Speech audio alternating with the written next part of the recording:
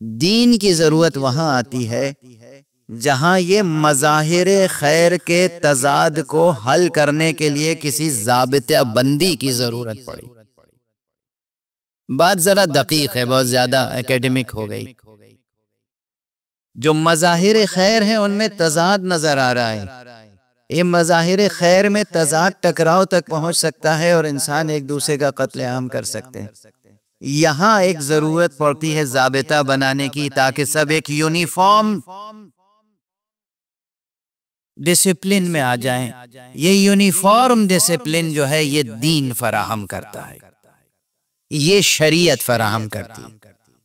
اب ٹھہر کے اس کی مثال دوں، صفائی اچھی چیز ہے یا نہیں؟ اور دنیا کا کوئی بھی انسان یہ نہیں کہہ سکتا کہ اسے صفائی پسند نہیں ہے، ٹھیک ہے نا؟ بہت سامنے کی عملی مثال ہے۔ کیا صفائی کا سب کا انداز اور معیار اور طریقہ ایک جیسا ہے؟ نہیں۔ اچھا، اب جب ایک جیسا نہیں ہے تو صفائی مجھے بھی پسند ہے، صفائی آپ کو بھی پسند ہے، صفائی آپ کو بھی پسند ہے۔ میں اپنے ذام ناقص میں سمجھ کے گھر سے نکلا کہ میں تو بہت صفائی کر کے نکلا ہوں، آپ کے معیار پہ پورا نہیں اترا تو آپ مجھ سے کترا رہے ہیں، آپ مجھے نجس سمجھ رہے ہیں۔ آپ کے صفائی کے معیار سے فلاں صاحب کا صفائی کا معیار مختلف ہے، وہ آپ کو بھی نجس سمجھ رہے ہیں اور آپ سے کترا رہے ہیں۔ سب ایک ہی بنیاد پر ایک دوسرے سے کترا رہے ہیں، ایک ہی بنیاد پر ایک دوسرے سے کترا رہے ہیں۔ تو اب نتیجہ یہ ہے کہ پھر انسانیت کا کارواں انسانی نہیں رہ جائے گا، کیونکہ انسانی کارواں کی خاص خصوصیت کیا ہے؟ الفت، انس، موانست۔ انسان ایک سوشل حیوان ہے، سوشل اینیمل ہے، مل کے بیٹھنا ہے۔ اچھا، جب ہم آپ کو نجس سمجھیں گے، آپ ہمیں نجس سمجھیں گے، تو مل کے کیسے بیٹھیں گے؟ اس لیے ضرورت ہوئی کہ ایک شریعت آئے جو ایک معیار مقرر کرے کہ دیکھو اگر تم نے یہ کر لیا تو تم پاک مانے جاؤ گے۔ اب سمجھ میں آئی بات؟ اگر شریعت نہ بھی ہوتی تو صفائی تو سب کو پسند ہے، مگر صفائی کا اپنا اپنا معیار الگ الگ۔ ایک صفائی ہے کہ کھانا کھایا اور اپنے دامن میں پوچھ لیا، ہاتھ تو صاف ہو گیا۔ ایک صفائی کا معیار یہ ہے کہ کھانا کھایا اور وہ آپ نے ٹیشو کلینکس اس سے صاف کر لیا۔ ایک صفائی کا معیار یہ ہے کہ آپ گئے اور آپ نے جا کے پانی سے باقاعدہ ہاتھ دھویا۔ ایک صفائی کا معیار یہ کہ پانی سے دھویا مگر صابن لگا کے دھویا۔ ایک معیار یہ ہے کہ صابن لگا کے سب پانی سے دھویا اور 3 بار دھویا، اور پھر بھی چونکہ کھانا ایسا کھایا تھا جو بسندہ تھا تو آپ نے جا کے پھر عطر بھی استعمال کیا۔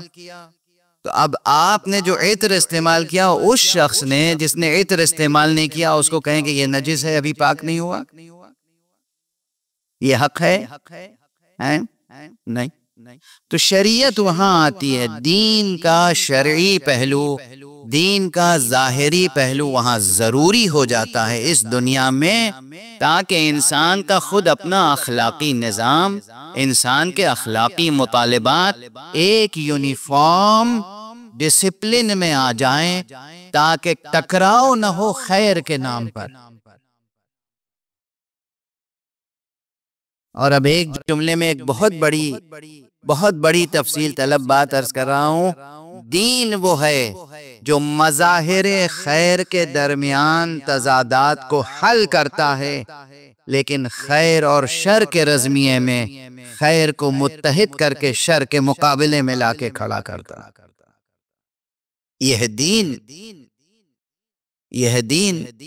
اور اس آزمائش سے، اس امتحان سے، اس مقابلے سے، اس رزمیے سے گزرنا اس عالم ظاہری میں ناگزیر ہے، اس سے مفر نہیں ہے، اس سے مفر نہیں ہے۔ ستیز کار رہا ہے ازل سے تا امروز، چراغ مصطفی سے شرار بولہبی۔ یہ تو رہے گا، اور اس میں اور جب پیچیدگی پیدا ہو جاتی ہے تو تب یہ صورت ہوتی ہے، کسے خبر تھی کہ لے کر چراغ مصطفی، کسے خبر تھی کہ لے کر چراغ مصطفی، جہاں میں آگ لگاتی پھرے گی بو لہبی۔ تو یہ بھی ہو رہا ہے۔ ان تمام صورتحال میں خلاصہ کلام اس وقت یہ ہے کہ جناب والا دین بھی ضروری ہے، اخلاق بھی ضروری ہے۔ دین اور انسانی اخلاق کے نظام میں کوئی تضاد، کوئی ٹکراؤ نہیں ہے۔ دین اخلاق کے شجر کی آبیاری کرتا ہے۔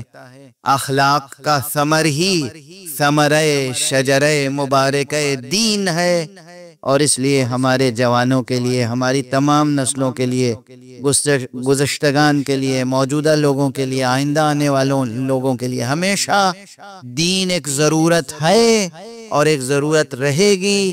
جب تک اس نیلگوں آسمان کے نیچے ہیں، جب تک اس خاکستری زمین کے اوپر ہیں، جب تک حجاب مادی برطرف نہیں ہوتا، اس وقت تک دین انسان کی ایک ناگزیر ضرورت ہے۔